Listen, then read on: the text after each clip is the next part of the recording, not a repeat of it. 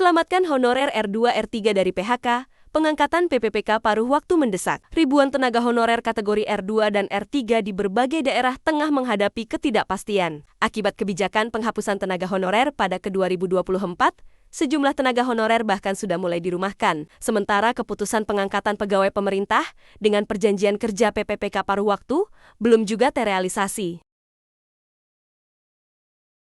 Kementerian Pendayagunaan Aparatur Negara dan Reformasi. Birokrasi Kemenpan RB sebelumnya telah mengusulkan skema PPPK paruh waktu sebagai solusi bagi tenaga honorer yang tidak mendapat formasi dalam seleksi ASN.